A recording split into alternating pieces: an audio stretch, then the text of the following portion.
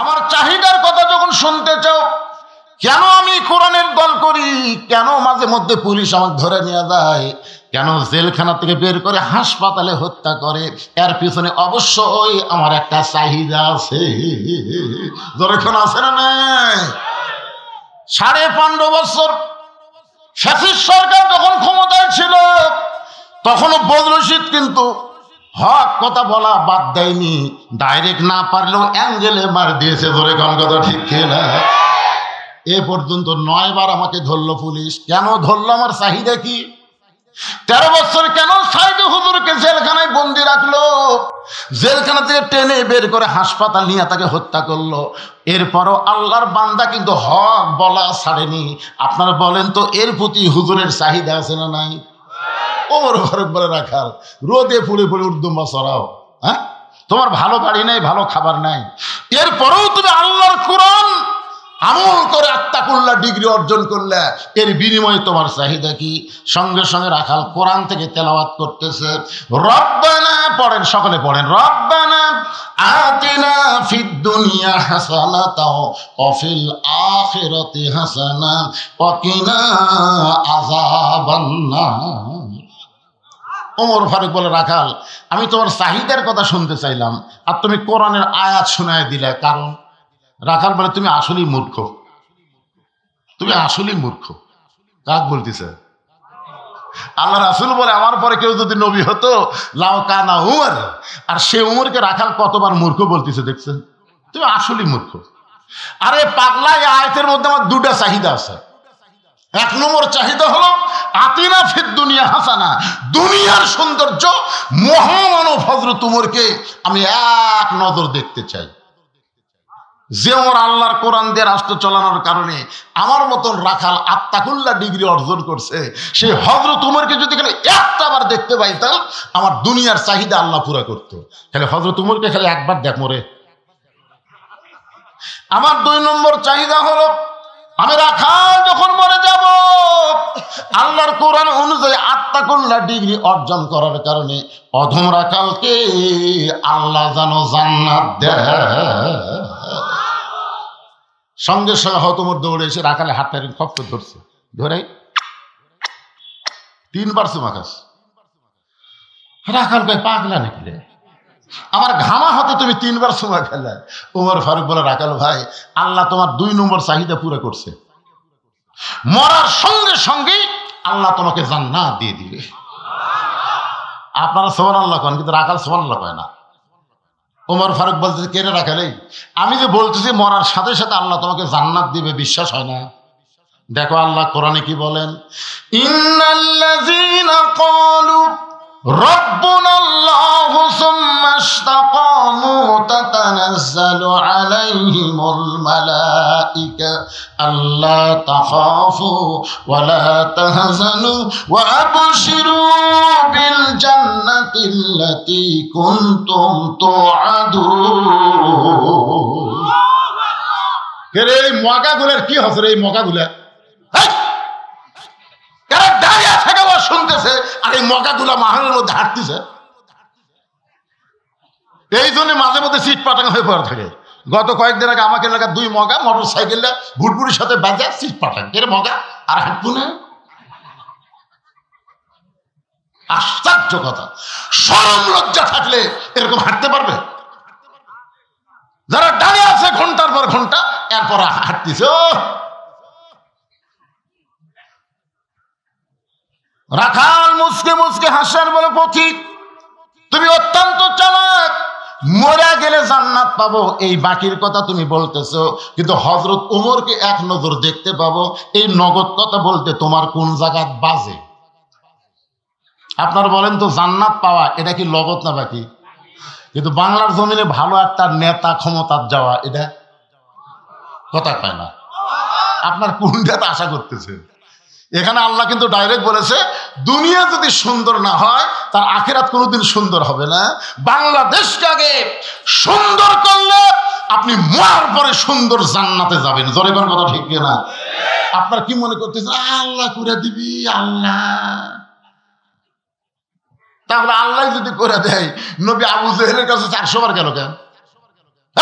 আল্লাহ যদি করে দেয় নবী তাইফের ময়দানে রক্তাক্ত হলো কেন? আল্লাহ যদি করে দেয় উহুদের ময়দানে নবীর দান শহীদ হলো কেন?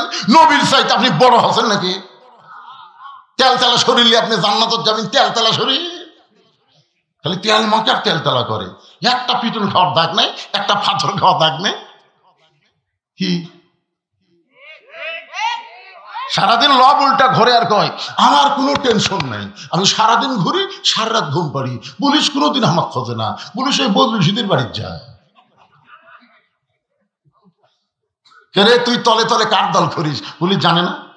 শয়তানের দলকে পুলিশ কোনোদিন খুঁজবে না, আল্লাহর দলকে 15.5 বছর খুঁজিছে। তোর কথা বল না কেন? একটু মনোযোগ দিয়ে শুনতে হবে। রাখাল বলে পথিক মরে গেলে জান্নাত পাবো, এই কথা তুমি সহজেই বলতেছো, কিন্তু হযরত ওমরকে এক নজর দেখতে পাবো, এই নগদ কথা বলতে তোমার কোন জায়গায় বাজে? ওমরের চোখ দিয়ে দর দর করে পানি পড়তেছে। দর দর করে পানি পড়ার কারণ হলো যে রাখাল ওমরকে তওবা পড়াছে। জোরে কোন কি পড়াছে? যে রাখাল মুনাফিক কছে, যে রাখাল ভণ্ড কছে। এখন যদি বলি আমি ওমর, যে ওমর রাস্তা দিলে শয়তান কয়দিন যায় না? যদি বলে রাখাল ভাই তুই যে ওমর দেখতে পাচ্ছিস সেটা আমি রে, এ বলাও সারা, হাট ফেল করে মরাও সারা। যদি বলে আমি ওমর, রাখাল কি দেখবি? কারণ 3টা অকাম করছে। তোর কোন কয়টা? তওবা পড়াছে, মুনাফিক কছে, ভণ্ড কছে। ওমর ফারুক চিন্তায় পড়ে গেলেন, আমি যে ওমর, এইটা রাখালকে কেমনে বলবো? এমন সময় কোরআন বলতেছে উদউ ইলা সাবিলি রাব্বিকা বিল হিকমাহ। ওমর ফারুক বলেন, রাখাল সত্যিই যদি ওমরকে দেখতে চাও তাহলে তোমাকে ফজরের নামাজ সামনে কাতারে আদায় করা লাগবে। ফজর যদি সামনে কাতারে আদায় করতে পারো, মেহরাবের মধ্যে যেই মানুষটাকে দেখবা ইমামতি করতেছে, ওই মানুষটি হলেন হযরত ওমর। তাহলে ভালো নেতা খালি সমাজের নেতাগিরি করলে হবে না, মাঝে মধ্যে মসজিদে ইমামতি করার যোগ্যতা অর্জন করা লাগবে। জোরে কোন কথা ঠিক না? আগামী ইলেকশনে আপনার তো মহাদেবপুরে হিন্দুকে এমপি বানান। জোরে কোন কথা ঠিক কিনা?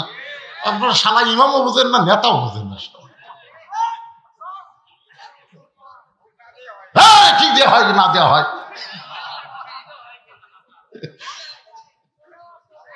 কি কর? সুবহানাল্লাহ, মাথা নষ্ট মানে মাথা নষ্ট। আরে আপনাদের কথা কি খবর? ওই নেয়ামতপুর, এই যে পোরশা, এই সাপাহার হওয়ার পর থেকে দেখতেছি হিন্দু। কি কম? আল মুশরিকু নাজাসুন, কোরআনের কথা। যারা মুশরিক তারা অপবিত্র। জোরে কোন কথা ঠিক কথা বলে? আল্লাহর সঙ্গে অন্য কাউকে যারা শরীক করে তারা অপবিত্র। আর ভোট হলো আপনার পবিত্র নিয়ামত, আমানত। একটু মনোযোগ দিয়ে শুনবেন। রাখাল চোখের পানি নিয়ে বলতেছে, পথিক তুমি কি আমাকে চেনো? আমি মসজিদের বারান্দায় নামাজ পড়ি, আমি মসজিদের ভিতরে কোনোদিন ঢোকার সাহস পাই না। ওমর ফারুক বলে, রাখাল ভাই মসজিদের মধ্যে ঢোকার সাহস তোমার কে বন্ধ করে দিল? রাখাল বলে, পাগল নাকি? পাগল তুমি? মসজিদের মধ্যে নবীর দামি দামি সাহাবী নামাজ পড়ে, আর সে জায়গায় আমি রাখাল ঢুকতে পারি? আসলে ভিতরের খবর জানি না তো। আসলে ভিতরের খবর জানলে কোনোদিন বলবে যে ইসলামের সাথে রাজনীতি সম্পর্ক নেই। গত পরশু দিন এক হাজী সাহেব বলতে, হুজুর আর আপনার ওয়াজ করবেন খালি রাজনীতির ওয়াজ করেন হুজুর, আপনি বলেন তো ইসলামের রাজনীতি আছে? আমি বললাম তোর হজ কবুল হয়নি। তখন বলে কেমনে? আমি বললাম তুই আল্লাহর কাবা ঘর সামনে নিয়ে একটা তালবিয়া পড়ছিলি, মনে আছে? ইন্নাল হামদা ওয়ান নিমাতা লাকাওয়াল মুলক।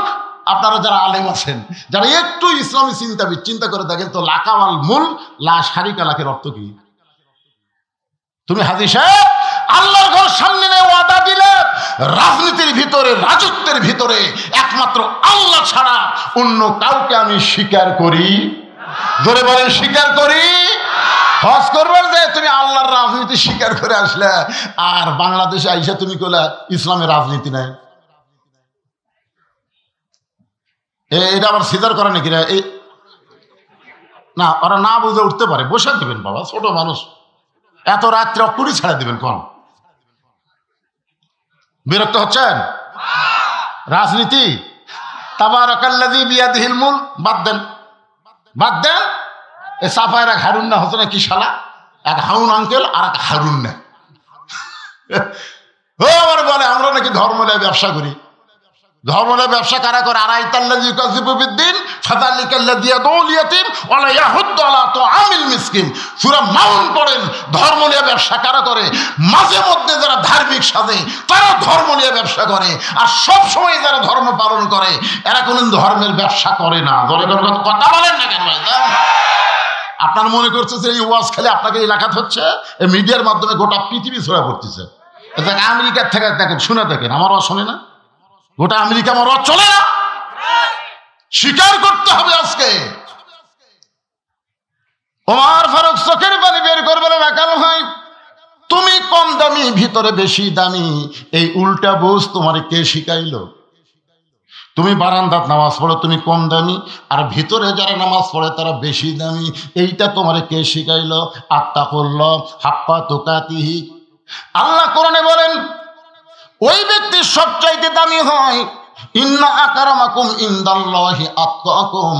ওই ব্যক্তি সবচাইতে দামি হয় যার কলিজার মধ্যে আল্লাহর বেশি ভয়।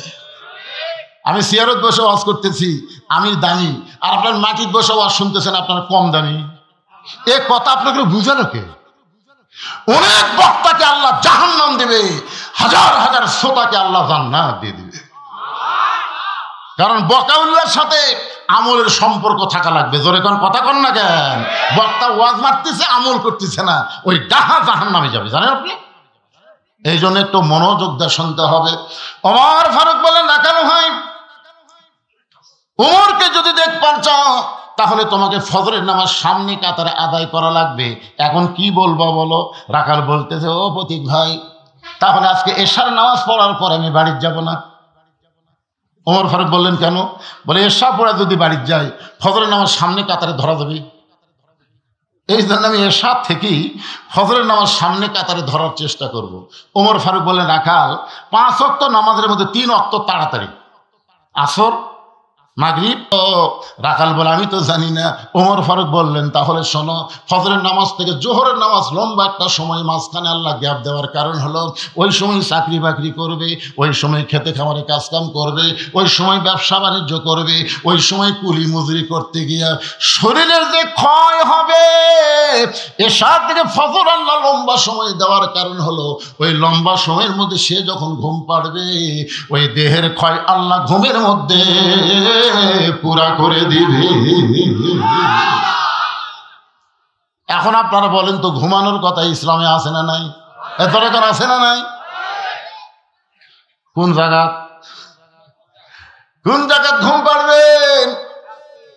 ওমর ফারুক বলে রাখাল এশা থেকে ফজর তুমি মসজিদের মধ্যে কাটাবার চাও ফজর সামনে ধরার জন্য, যদি তোমার চোখে ঘুম ধরে। রাখাল বলতে ঘুম যদি ধরে ভাই তাহলে মসজিদের মধ্যেই ঘুমায় যাব। যেই কথা মসজিদের মধ্যে ওমরের চেহারা রক্তের মতো লাল, এই রাখালেই মসজিদের মধ্যে ঘুম পাড়ার দলিল দেয়। তুই যে মসজিদে ঘুম পাড়বো তার একটা দলিল থাকা লাগবে না?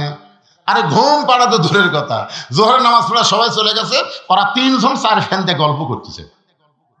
আলুর দাম যে কমলো রে, এত খরচ করে আবাদ করলো ভাই, ধানের দাম ভালোই বাড়ছিল রে, আবার কমে গেল।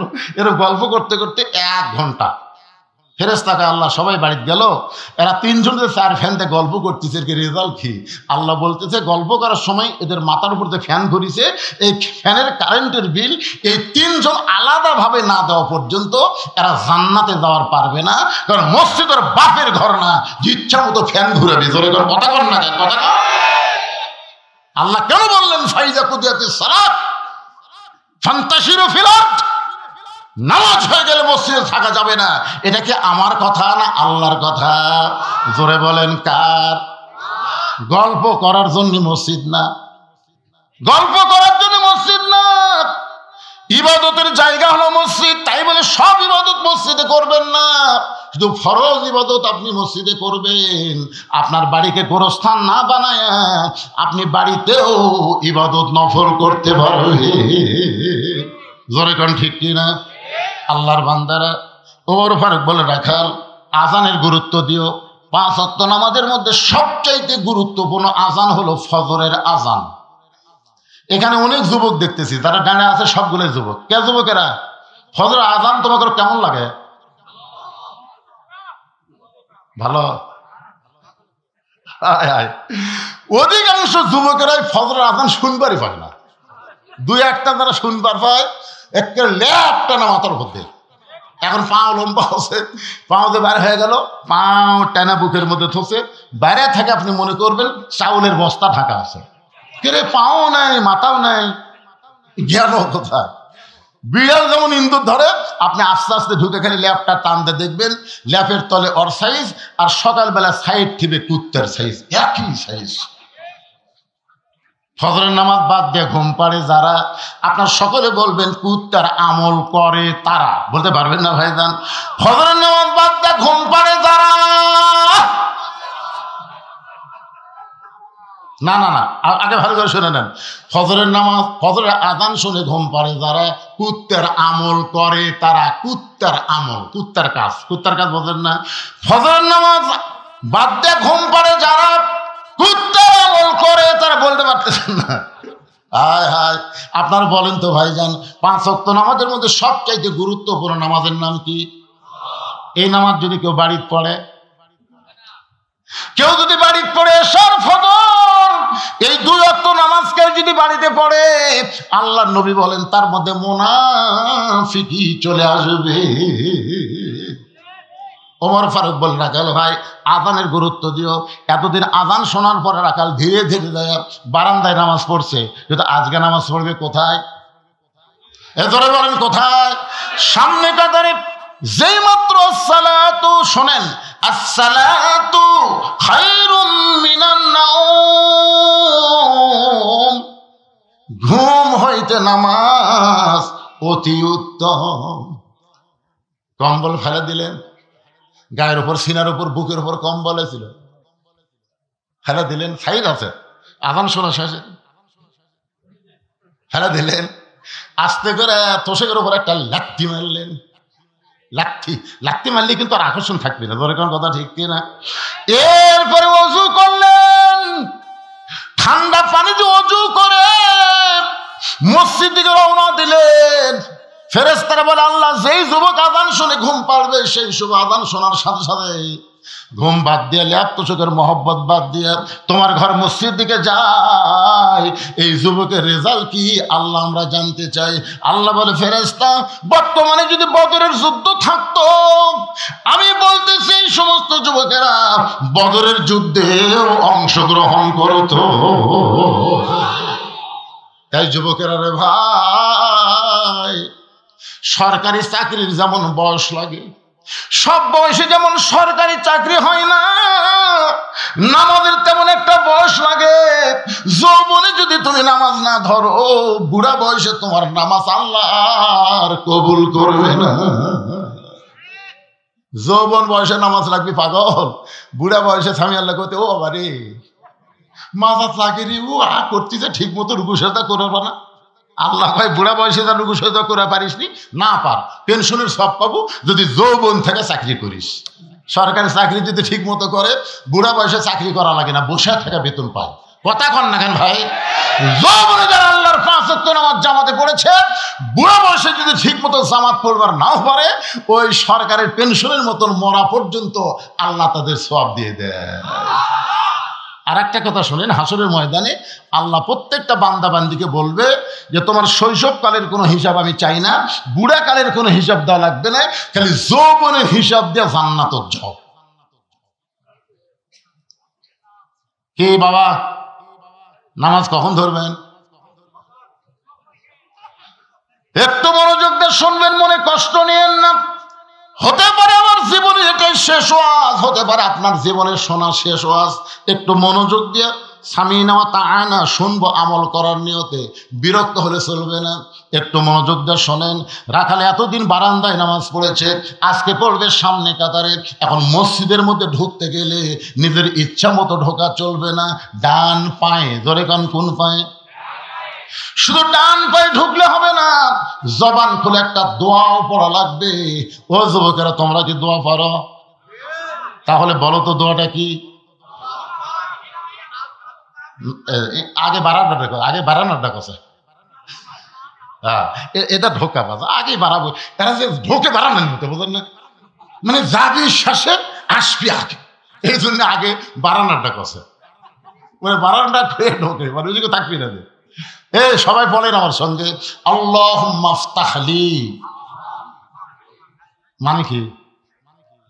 মানে জানেন? মানে জানা লাগবে। আল্লাহুম্মা আফতাহলি আবওয়াবা রহমতি, কেমন একটা দরজা দিয়ে আমরা তোমার ঘরের মধ্যে ঢুকতেছি, ঢোকা মাত্র আল্লাহ অবারিত রহমত বর্ষণ করবে। রাখাল মসজিদের মধ্যে ঢুকে সামনে কাতারে যাওয়ার চাই। প্রত্যেকটা সাহাবী নড়ে সরে রাখালকে যাওয়ার রাস্তা করে দেয়। রাখাল খালি সামনে এরকম হাত, এরকম যে হাত করছে, সাহাবীরা নড়ে সরে রাখালকে সামনে যাওয়ার রাস্তা করে দেয়। রাখাল মনে মনে কয়, আল্লাহ, বারান্দার থেকে ভাবলাম কি আর ভিতরে ঢুকে দেখলাম কি। এতদিন মনে করেছিলাম ভিতরে দামি দামি, কিন্তু আজকে ঢুকে দেখতেছি আমিও যা এরাও তাই। কেরে একবারে 4-5টা মুরব্বী উঠলো কেরে। আমিও যা এরাও তাই, এটা ভিতরে না ঢুকলে বোঝা যাবে না। ভিতরে এসপি সাহেব ঢুকে দেখে একজন মুসল্লি লাগবে, কয়জন? তাছাড়া কাতার পুরা হচ্ছে না। তাকায় দেখে দরজার চৌকিদার খাড়া হয়ে আছে। এসপি ডাকতেছে, আয়। চৌকিদার বলে, না স্যার, আপনি এসপি, আমি চৌকিদার। এসপি কয়, পাগলা, ওটা বাইরের কথা। তুই চৌকিদার, আমি এসপি, ওটা হলো বাহিরের কথা। ভিতরের কথা হলো আয়। 3-4 বার ডাকছে। চৌকিদার এখন কি করবো, স্যার ডাকতেছে, যাই মসজিদের পিছনে খাড়া। পিছনে থাকিস কেরে, তো ডাকতেছি, তার মানে কি আমার কাছে আয়। চৌকিদার কাছে আসে আবার আধার থাকে, আধার থাকো থাকিস কেরে, আমার পায়ের গোড়ালির সঙ্গে গোড়ালি মিল কর। চৌকিদার কে, স্যার আমার গোড়া ফাটা, আপনারটা তেল তেলা। যদি একত্র করবে যে ঘোষণা লাগে তখন এসপি বলে, পাগল, তুই আমার ভাই, আগা পাছা করে দাঁড়াইলে নামাজ কবুল হবে না, জামাত মাকরু হয়ে যায়। চৌকিদার দর দর করে পানি ফেলায়, মাবুদ, ভিতরে এত শান্তি, এইটা বাহির থেকে বোঝার উপায় নেই। ভিতরে আওয়ামী লীগ, বিএনপি, জাতীয় পার্টি, জামাত একসঙ্গে কাতারবদ্ধ হয়ে নামাজ পড়ে। আমি নিজের চোখে দেখেছি, ডান পাশে আওয়ামী লীগ, বাম পাশে বিএনপি, মাঝখানে জামাত। আওয়ামী লীগ ঠেলা মারতেছে, জামাত কয়, কি ঠেলা ভাই, সামনে যা, তুই ছাড়া আমাকে রে হুজুর নেই।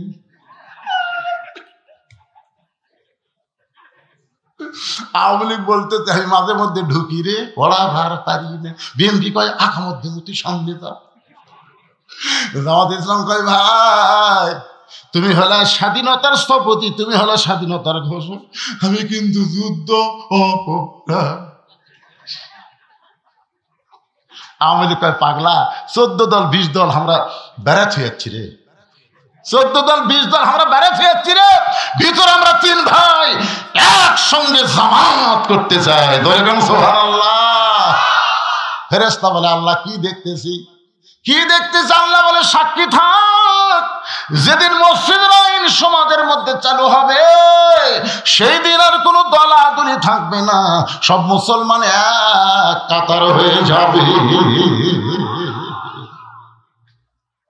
রাখাল যাইতে যাইতে একেবারে সামনে কাতারে, ধরে কোন কাতারে?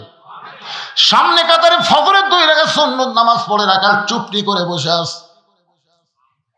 শুধুমাত্র মনের মধ্যে কামনা, একটা বার, জোরে বলেন কয়বার? সারা জীবনের সাধনা একটা বার হযরত ওমরকে দেখবে, এই কারণে রাখাল 2 রাকাত সুন্নত পড়ে চুপটি করে বসে আছে। এমন সময় একজন সাহাবী মসজিদের মধ্যে ঢুকে দেখে জায়গা দখল। কে রে, আমার জায়গাটা কে বসে আছে? ওই সাহাবীর নাম হলো ওসমান গনি। জোরে বলেন নাম কি? শুধুমাত্র ইমামের জায়গা ছাড়া কোন জায়গা কারোর জন্য নির্দিষ্ট নাই, কিন্তু আল্লাহর নবী বলেছেন আমি যখন ইমামতি করব আমি বরাবর যিনি পিছনে দাঁড়াবে তার নাম হলো আবু বকর। আমার আবু বকর যখন ইমাম হবে, আবু বকর বরাবর যিনি পিছনে দাঁড়াবে তার নাম হলো উমর। উমর যখন ইমাম হবে, উমর বরাবর পিছনে যিনি দাঁড়াবে তার নাম হলো ওসমান। ওসমান যখন ইমাম হবে, ওসমান বরাবর পিছনে দাঁড়াবে তার নাম হলো আলী। আমার আলী যখন ইমাম হবে, আলী বরাবর পিছনে। নবী কারোর নাম বলেন না, সাহাবে বলে ইয়া রাসূলুল্লাহ আলী যখন ইমামতি করবে আলী বরাবর পিছনে কে দাঁড়াবে? রাসূল বললেন মা ইয়ানতিকু আনিল হাওয়া ইন হুয়া ইল্লা ওয়াহয়ু ইউহা। আমি নবী বলতে পারি না যতক্ষণ আল্লাহ না বলাই। এ আলী পর্যন্ত হলো খোলাফায়ে রাশিদিন। তাহলে হযরত ওমর যখন ইমামতি করবে, ওমর বরাবর পিছনে কে দাঁড়াবে? জোরে খান না কেন? তার সাথে জায়গা দখল। ওসমান গনির একটা ডিগ্রি হচ্ছে হায়াউন ওসমান। প্রত্যেক জুমার দিনে সামিজ করতে বলে না হায়াউন ওসমান। হায়া মানে কি? অত্যন্ত সরম, বেশি নরম। ওসমান গনি আয়েশা থেকে রাখালের পাশে ফাঁকা জায়গা, এই ফাঁকা জায়গার মধ্যে ওসমান গনি 2 রাকাত সুন্নত নামাজ পড়ে রাখালের দিকে মাত্র 3 বার তাকাছে। আমার দিকে তাকান কয়বার? কেন তাকাছে জানেন? মনের মধ্যে চিন্তা করে এক জীবনে কোনোদিন দেখলাম না, আমার জায়গা তো কেউ বসে না, বসে আছে তাহলে মনে বেড়ার লোক মনে হচ্ছে। হঠাৎ আজকে ঢুকিছে যায় নামাজ লিয়া ফ্যানের তলে। যেমন সারা বছর নামাজ নেয়, রমজান মাসে ফ্যান বরাবর ওই একেবারে যায় নামাজ লিয়ে বসে গেছে। কিরে শয়তান, তো সারা বছর দেখিনি, তুই একটা ফ্যান দখল করলো, তার মানে ও বাবা। এরকম কিছু মুসল্লি আছে না নাই? কথা কর না কেন ভাই, আছে না নাই? ওসমান গনি পরপর 3 বার তাকাইছে।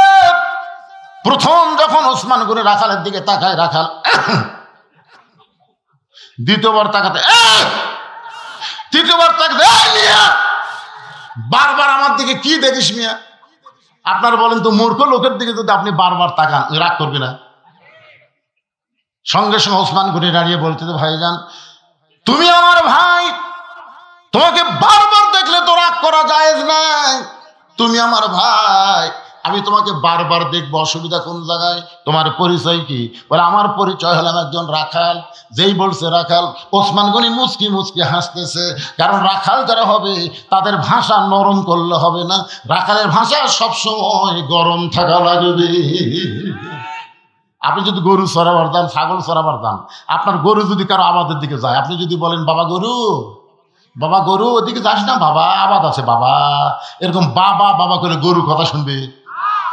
এই গরু, এক ধাপ যদি সামনে যাস, গরু কিন্তু মানুষের চাইতে ভালো শোনে। আল্লাহ নবী বলেছেন প্রত্যেকটা অভিভাবককে আল্লাহ রাখালের দায়িত্ব দিয়ে দুনিয়াতে প্রেরণ করেছে। প্রত্যেকটা অভিভাবককে আল্লাহ রাখালের দায়িত্ব দিয়ে প্রেরণ করেছে। এখন হয়তো আপনারা বলবেন হুজুর আমার তো গরু ছাগল নাই, আমি কিসের রাখালি করব? আপনি চোখ বন্ধ করে দেখেন, আছে। চোখ বন্ধ করে দেখেন, আছে। 42 বছর একটা গাভী আছে। গাভীর বয়স হলো 42 বছর। ধরে কোন কয় বছর? 42 বছর একটা গাভী আছে। 22 বছরের টাঁড়িয়া গরু মানে ছেলে আছে। আর 16 বছরের একটা বকনা আছে। কি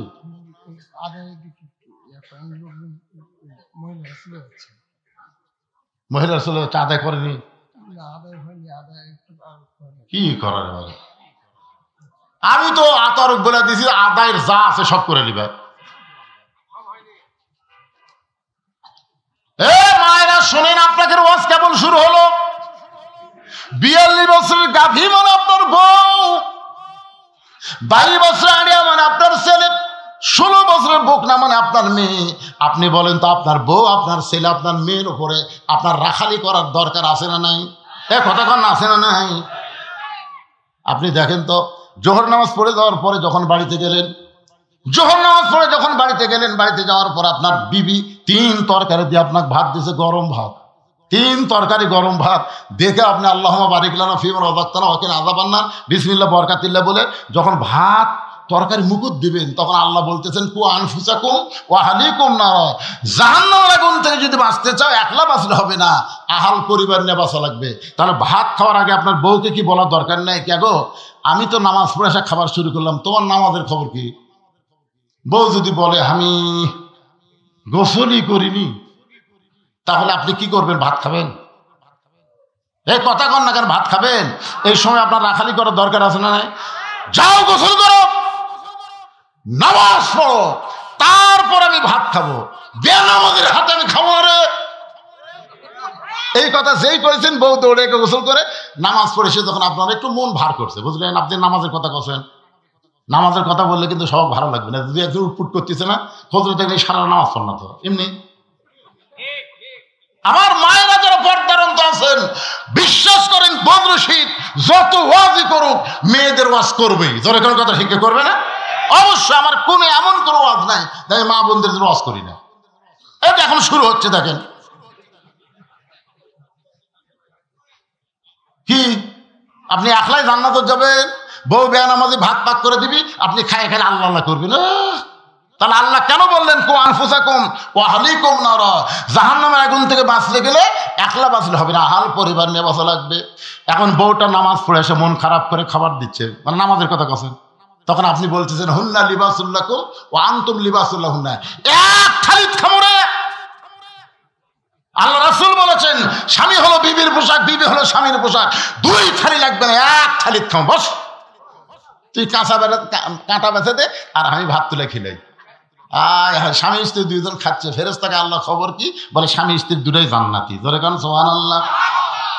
আপনি ফজরের নামাজ পড়েন, আপনার ছেলে পড়ে না।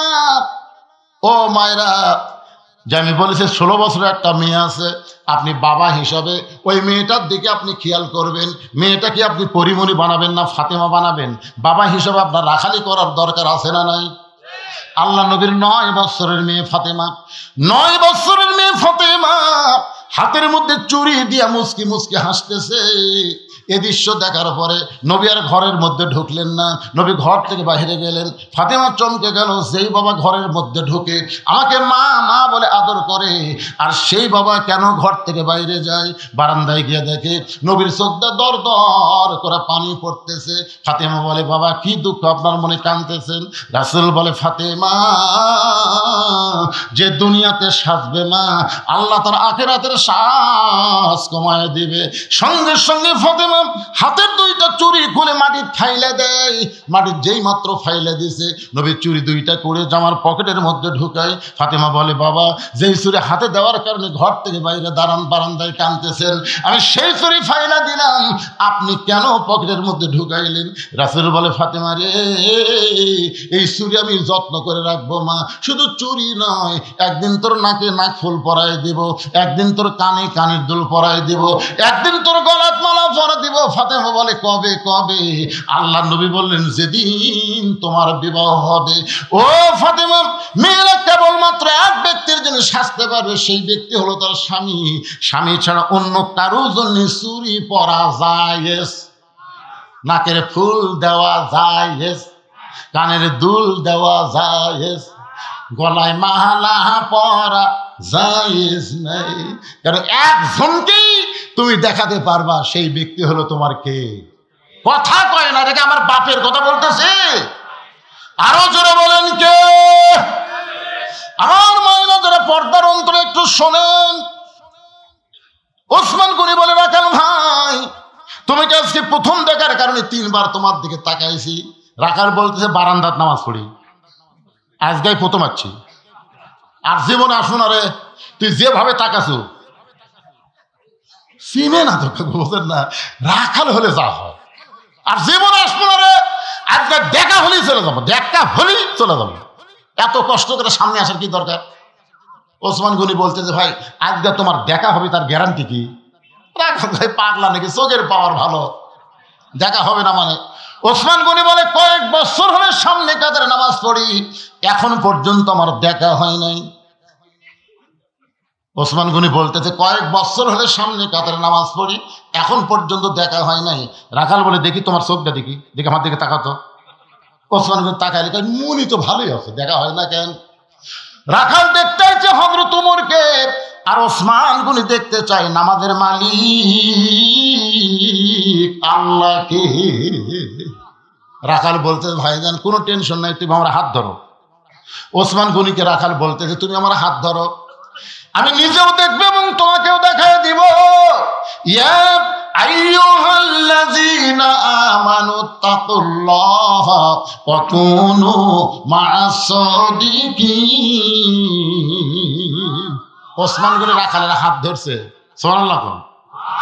কিছুক্ষণ পরে নামাজের সময়, যেই মাত্র জামাতের সময় হয়েছে, মুয়াজ্জিন আকামত দেওয়া শুরু করলো।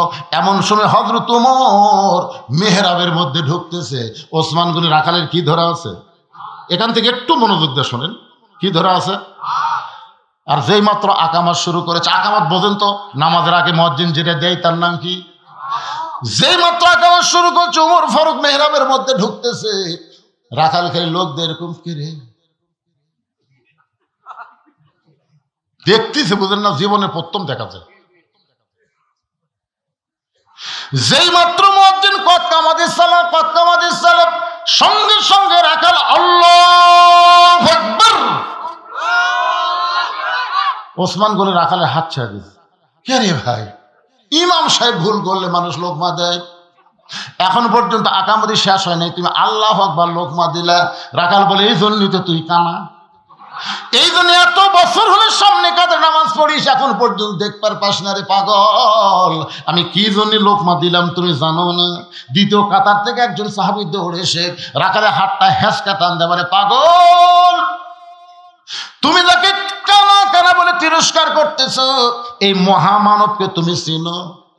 এ পাগল, তোকে সামনে দেখেই আমার সন্দেহ হয়েছে, যে লোকটা এতক্ষণ তোর হাত ধরেছিল, এই মহামানবকে তুই কানা কানা বলে তিরস্কার করতেছ, এই মহামানবকে তুমি চিনো? রাখাল বলতেছে, আমি বারান্দার নামাজ পড়ি, আমি ভিতরের কাউরে চিনি না।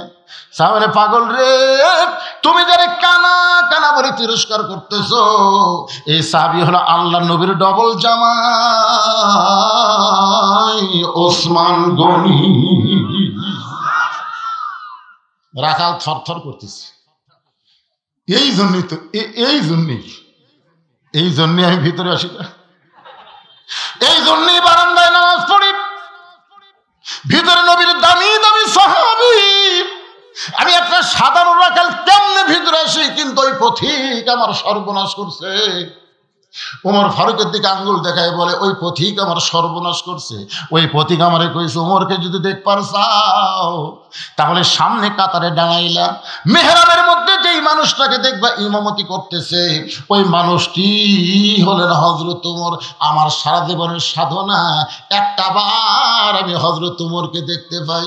শুধু হযরত ওমরকে দেখার জন্য বারান্দা থেকে সামনে কাতারে, কিন্তু আসার পরে দিকে ওই পথিক মেহরাবের মধ্যে দাঁড়াইছে। আমি লোকমা দিয়া ওই পথিককে মেহরাব থেকে সরাই দেব, ওই জায়গায় হযরত ওমরকে আমি এক নজর দেখতে চাই। হাজার হাজার সাহাবীরা কাঁদতেছে। সমস্ত সাহাবী যখন কান্দে, রাখাল চিল্লায় বলে, আল্লাহ, ওই বারান্দায় নামাজ পড়া ভালো, ভিতরে কেন কান্দা কান্দি শুরু হয়ে গেল? ওসমান গনি বলে, রাখাল ভাই, ভিতরে কান্দার কারণ হলো তুমি যারে পথিক পথিক বলতেছ, তিনি হলেন হযরত ওমর। গাছের গোড়া কাটলে গাছটা যেমন ঠাস করে পড়ে যায়, রাখাল তেমনি মেহরাবের মধ্যে পড়ে গিয়ে কাটা মুরগির মতন ছটফট করে বলে, আমিরুল মুমিনিন, আমি আপনাকে তওবা পড়াইছি, আমি আপনাকে মুনাফিক কইছি, আমি আপনাকে ভণ্ড কইছি, এত কথা বলেছি গো আমি, অধম রাখালকে আপনি কিছুই বলেননি। হাজার হাজার সাহাবীরা বলে, কে রে পাগল, কারে তওবা পড়াইছে, কারে মুনাফিক কইছে, কারে ভণ্ড কইছে, এই পাগল কোন দিক দিয়ে ঢুকলো রে? যে ওমর সম্পর্কে নবী বলে চাওয়ার পরে কেউ যদি নবী হতো, লাউকান ওমর, যে ওমর রাস্তাতে গেলে শয়তান কয়দিন যায় না, যেই ওমরের শানে আল্লাহ কোরআনে 23টা আয়াত নাজিল করেছে, সুবহানাল্লাহ কন্যা কেন? আর এই বেটা কি বলতেছে, তওবা পড়াছে, মুনাফিক কছে, ভণ্ড কছে, কে রে?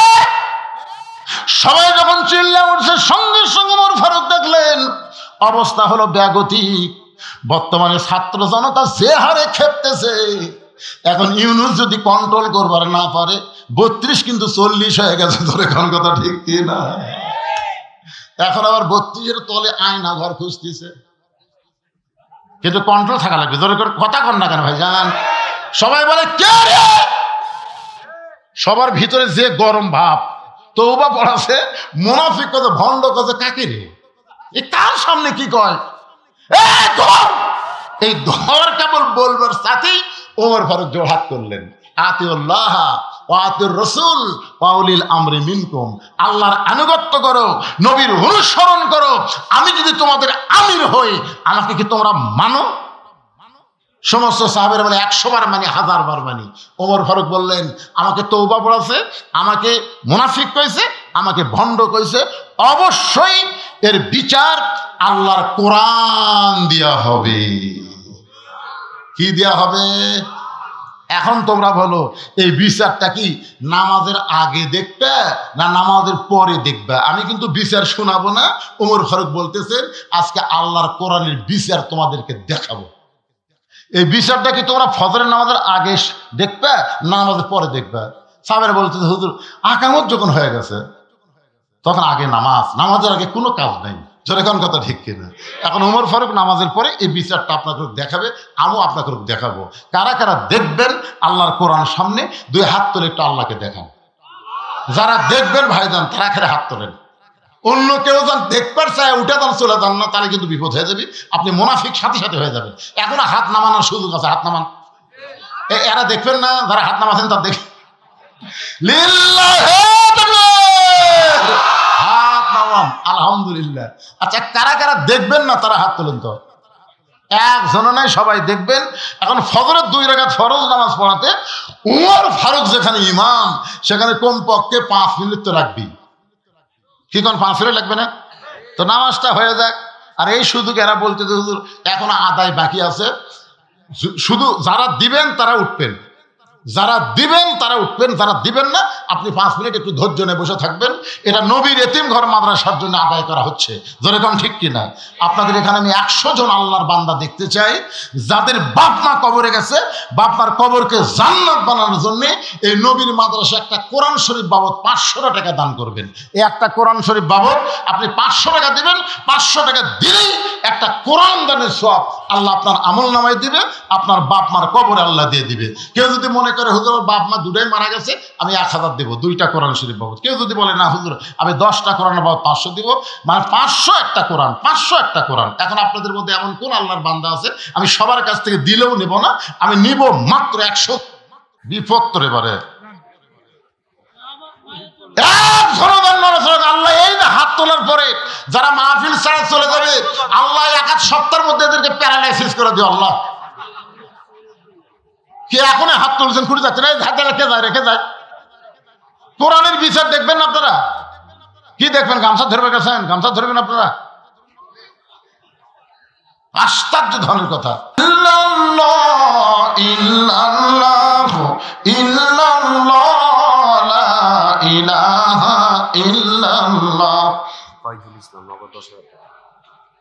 ফয়জুল ইসলাম মাদ্রাসা কি উনি নগদ দিয়ে দিয়েছে কি? ফয়জুল ইসলাম বিশেষ অতিথি 10,000 টাকা নগদ জোরে বলেন মারহাবা। বিশেষ অতিথি 1 টাকা রে, বিশেষ অতিথি 4 দিয়ে। মোহাম্মদ আমজাদ হোসেন মন্ডল উনি আসেনি তো দিয়া যায়নি। এখানে বিশেষ অতিথি আসা মানে কিছু দিয়ে দেওয়া। দেখেন হয়তো দিয়ে গেছে কার হাতে। মাশাআল্লাহ 10টা কোরআন 5,000 টাকা। 10 কোরআন তো হলেন ওনা সেই কথা কর। 10 কোরআন মানে নহাটার মসজিদ ইমাম মঈনুল ইসলাম 10 কোরআন বাবদ 5,000 টাকা। ধরে কোন মারা হবা মানে কোরআন তো দরকার নাই পাগল, কোরআনের টাকা চাচ্ছি। আপনি 10টা কোরআন কিনে এনে দিবেন, সেই কোরআন কি মায়ের সাথে অনেক কোরআন আছে, লাগবে না, টাকা দেন। একটা কোরআন বাবদ 500 করে টাকা দিলে হবে ইনশাআল্লাহ। মোহাম্মদ হারুনুর রশিদ সাহেব আইছেন। হারুনুর রশিদ সাহেব। আব্দুল মতিন 10 বস্তা সিমেন্ট। আব্দুল মতিন অসুস্থ মানে দোয়া চাই 10 বস্তা সিমেন্ট দিয়ে আল্লাহ তাকে পুরোপুরি সুস্থতা দান করেন। জোরে বলে আমিন। মোহাম্মদ সুমন উদ্দিন মন্ডল। সুমন দিছে বড় আশা করে 4 জন বিশেষ অতিথির নাম দিছে, তার মধ্যে একটা দিছে, 3টাই দেয়নি। বারে এটা কি ফাঁকি রে? ফাঁকির নাম ফাঁকি, ডবল ফাঁকি। যদি 4 জনের মধ্যে 3 জন দিয়েছে, একজন দেয়নি, আমরা জোর করে ধরতাম যে আপনি দেওয়া লাগবে এই। যাই হোক, আজকের মাহফিলের প্রধান অতিথি ডাক্তার সাহেব দিয়ে গেছে ইনশাল্লাহ। ডাক্তার সাহেব প্রধান অতিথি, আর বিশেষ প্রধান মেহমান তো আছি এখানে। উনি আমার ভাইজান, আমেরিকা থেকে এসেছেন, প্রবাসী মানুষ। উনি দীর্ঘ সময় বসে ওয়াজ শুনতেছেন, আলহামদুলিল্লাহ কর। একটু জিকির করেন, লা ইলাহা ইল্লাল্লাহ, লা ইলাহা ইল্লাল্লাহ, লা ইলাহা, লা ইলাহা ইল্লাল্লাহু মুহাম্মাদুর রাসূলুল্লাহ সাল্লাল্লাহু আলাইহি ওয়াসাল্লাম। আমি আজকের আলোচনার মধ্যে সামান্য একটা ওয়াজ বাদ দিয়েছি। রাখান হাত ধরেছিল ওসমান গনি। এই ওসমান গনির 3-4টা লাইন একটু ওয়াজ করবে, একটু মনোযোগ দিয়ে শোনেন। আল্লাহ রাসূল ওসমানকে একদিন ডাক দেব, ওসমান, আল্লাহ তোমাকে কত সম্পদ দান করেছে, তুমি কি তার হিসাব দিতে পারবা? ওসমান গনি বলে, ইয়া রাসূলুল্লাহ, আমি সম্পূর্ণ হিসাব পাই দিবার না পারলো একটা হিসাব দিবার পারি। আমাকে আল্লাহ যত সম্পদ দিয়েছে, এই সম্পদ রক্ষণাবেক্ষণ করার জন্য যে গুদামগুলো আছে, এই গুদামে তালা দেওয়ার পরে ওই তালার চাবি টানতে একটা তেজস্বী উট হিমশিম খায়। সুবহানাল্লাহ বলেন না? মানে গুদামত মাল থুয়া ওই গুদামত তালা দিয়ে, তালার যে চাবি থাকে না, আপনার চাবি কন না ছোড়ানি কন? ছোড়ান। ওই ছোড়ানি টানতে একটা উট হিমশিম খায়। আল্লাহ রাসূল বলেন, ওসমান, এত সম্পদ আল্লাহ তোমাকে দান করেছে, এই সম্পদ যদি আল্লাহ ফেরত চায়, যদি ফেরত চায়, তুমি কি করবা? সঙ্গে সঙ্গে ওসমান করে এক দৌড়ে ওই উটটার গলার রশি ধরে টেনে টেনে নবীর হাতে দিয়ে বলে, রাসূলুল্লাহ, গুদামের শুধু মাল নয়, গুদাম নয়, তালা নয়, চাবি নয়, এই চাবি বহনকারী উটটাও পর্যন্ত আমি আল্লাহকে দিয়া দিলাম। রাসূল বলে, ওসমান, সবই আল্লাহ দিলে, তাহলে তোমার জন্য রাখলে কি? ওসমান গনি বলে, হুজুর, আমার ডান পাশে আল্লাহ, বাম পাশে মোহাম্মদ রাসূলুল্লাহ, এই দুইটা যদি আমার বুকের মধ্যে থাকে, আমার আর কোনো কিছুর দরকার নেই। সঙ্গে সঙ্গে নবী আসমানের দিকে তাকালেন। আসমানের দিকে তাকাই, আল্লাহ, তোমার দেওয়ার সমস্ত সম্পদ ওসমান তোমাকে ফেরত দিল, তুমি ওসমানকে কি দিবা? আল্লাহ বলে, বিনিময় হিসাবে আমার গানি ডিগ্রি ওসমানকে দিয়ে দিলাম। ওমর ফারুক ফজরের নামাজ শেষ করলেন। নামাজ শেষ করার পরে তাকে দেখেন সামনে কাতারে ওই রাখাল সাহাবী ওসমান গনির পাশে বসে আছেন। নামাজের সময় সে নামাজ পড়ার পরে বসে আছেন। ওমর ফারুক এক টানে রাখালকে বুকের মধ্যে জাপটে ধরে কপালে একটা চুমা দিলেন। সাহাবারা বললেন, ইয়া আমিরাল মুমিনিন, বিচারের নামে আপনি এটা কি করলেন? আপনি বললেন নামাজের পরে বিচার দেখাবেন, আর বিচার দেখার জন্যে আমরা সবাই অপেক্ষমান আছি। আর আপনি, যে আপনাকে তওবা বলাইছে, যে আপনাকে মুনাফিক করেছে, ভণ্ড করেছে, আপনি তাকে বুকের মধ্যে নিয়ে কপালে চুমা দিয়া এটা বিচারের নামে আমাদের কি দেখালে? আজকে বাংলাদেশে বিচারের নামে হাসিনা আমাকে কি দেখাচ্ছে রে? জজ কোর্ট, হাইকোর্ট, সুপ্রিম কোর্ট সব হাসিনার দখলে চলে গেছে। তোর এখন কথা ঠিক কিনা? প্রত্যেকটা মানুষ খালি যায় আর কয়, তোর বিচার আল্লাহ করবি রে, তোর বিচার আল্লাহ করবি রে। এ কথা কয়নি ভাই, কয়নি? হাই রে, এখন 5 তলা বিল্ডিং এর উপর 1.5 লাখ টাকার খাট, 12,000 টাকার কম্বল ওড়ে তামানে দিয়ে রাত 9টার সময় বলতেছে, আমার বাড়ি, আমার ঘর, আমার নামাইকে, এ বাড়ি আমার, এ বাড়ি আমার বাপের, এ দেশ আমার বাপের, এ দেশ আমার। আওয়ামী লীগ কোনোদিন পলায় না, ধরে কোন কথা ঠিক কিনা? আমার বাড়ি, আমার ঘর, আমাকে নামাই কে? কে? রাত 3টার সময় একটা ভূমিকম্প হচ্ছে, ধরে কোন কি কম্প? ওই কিন্তু 9টার সময় কছে আমাকে নামাই কে। যখন ভূমিকম্পে বিল্ডিং লড়ে উঠছে, ওই কি কছে ওটার মনে আছে? ওবায়দুল কাদের কি কয়, খেলা হবি, ধরে কোন কথা ঠিক? এরা কিছু মনে আছে কেন পাগলা? এত ফোর্সে নামছে যে কম্বলের মধ্যে লুঙ্গি খুলে আছে, ওটাও পরার সুযোগ পাইনি। 11 তরকারি ভাত আন দিচ্ছে, ওইটাও খাওয়ার টাইম হয়নি। দরকার কথা ঠিক কিনা? একটা ন্যাংটা হয়ে নামছে। ফেরেশতাকে আল্লাহ নামাইলা, তাই বলে এইভাবে ন্যাংটা করে নামালে। আল্লাহ বলেন, তুইজ্জু মান তাশা ওয়া তুযিল্লু মান তাশা বিয়াদিকাল খায়র ইন্নাকা আলা কুল্লি শাইইন কাদির। হুজুর, আমরা ফজর নামাজ পড়ে বসে আছি বিচার দেখার জন্য। আপনি কি দেখালেন? এটা বিচার হলো? কি মনে করতেছেন বিচার হয়েছে? আমার ফারুক বললেন, ইন্নাল্লাহা ইয়ামুরুকুম আন তুআদ্দুল আমানাতি ইলা আহলিহা ওয়া ইযা হাকামতুম বাইনান নাস আন তাহকুমু বিল আদল। সাহাবীরা রে, রাখালের এত কথা হজম করার পিছনে একটাই কারণ হলো, আমি রাখালকে দেখি নাই, রাখালের তাকওয়া তাকুল্লাহ, আল্লাহর ভয় শুধু দেখার জন্যে আমি এত কথা হজম করেছি। এই রাখাল আল্লাহর কোরআন অনুযায়ী নিজের জীবনকে পরিচালন করার কারণে তার কলিজার মধ্যে এমন একটা বিশ্বাস, কেউ না দেখলে ও আল্লাহ দেখে। শুধু একটা জিনিস দেখার জন্যে আমি এত কথা হজম করেছি। রাখাল আসলে রাখাল নয়, এই রাখালটা হলো আমার আল্লাহর কোরআনের বাস্তব আমল। সুবহানাল্লাহ কর না কেন? এই কোরআন খালি ওয়াজ শোনার জন্য আল্লাহ দিছে, বাস্তব আমল করার দরকার আছে না নাই? এই জন্য আল্লাহ বললেন, ওয়ানুনাজ্জিলু মিনাল কুরআনি মা হুয়া শিফাউ ওয়া রাহমাতুল লিল মুমিনিন। সব সমস্যার সমাধান হলো না কোরআনের পাকে একটা স্লোগান দিয়ে মোনাজাত করবো, এই জন্যে জোরে সোরে জবান খোলে, সব সমস্যার সমাধান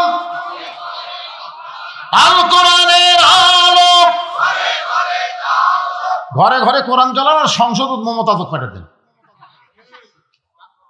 এই ঘরে ঘরে কোরআন সে পড়েন, মাদ্রাসাত পড়েন, মসজিদ পড়েন, ঘরত পড়েন, আর সংসদ মমতা তো পাঠে দেন। ওই সিয়াসাতটা নিয়ে আলিমে করে সাইজ করবে। দরকার কথা রেখে জাগা মতো কোরআন শরীফ থোয়া লাগবে রে পাগলা। তে সেটা কত কি হয়? জবান করে একটা কাশি দেন। আমি যেভাবে আল কোরআনের আলো, আপনার বলবেন সংসদে জালো আল কোরআনের আলো, কোরআন হাদিস যেখানে দুনিয়ার মুসলমান লিল্লাহি